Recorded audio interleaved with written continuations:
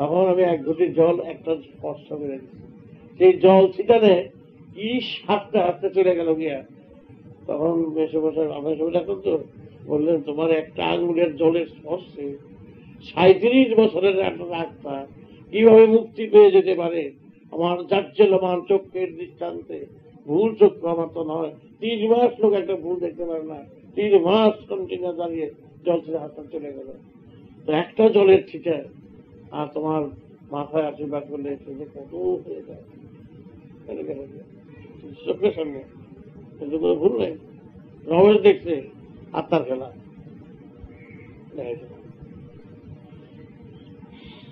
আর তোমরা কাছে ভাই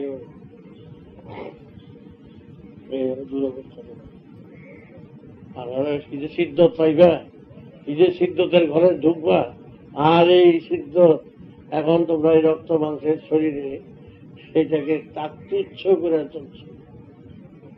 আমি সেটা আমার কথা হলো একটাই চিন্তা, এখানকার সব তুচ্ছ। ওই মুখ্য চিন্তাই হচ্ছে কিভাবে ওই রেকর্ডটাকে ব্রেক করা ভাঙা যায়, ওই রেকর্ডকে উত্তরগ্রহণ করে এমন একটা মধ্যে গিয়ে আমার থাকতে হবে যেন আমি যেন আরো অজস্র এই আত্মা, সবই তো আত্মা, আত্মাগুলোকে যেন সেই সুপথে চালিত করে তাদের যেন পরম তৃপ্তির পথে নিয়ে যেতে হবে। এই কামনায় আমি ওই কামনায় সবাই চিন্তা করি।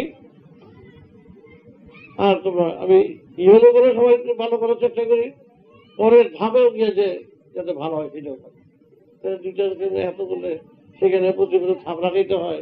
এইবার মহামুশকিলে পড়ে গেছে। একদিন আমি অন্তর্ধান হয়ে যাবো, আসলে হতে হতে হতে যখন আমি নিজে কাজ আমার নিজে কাজ বাকি হয়ে গেছে, কাজ শেষ করে আর মৌন হয়ে যাবো।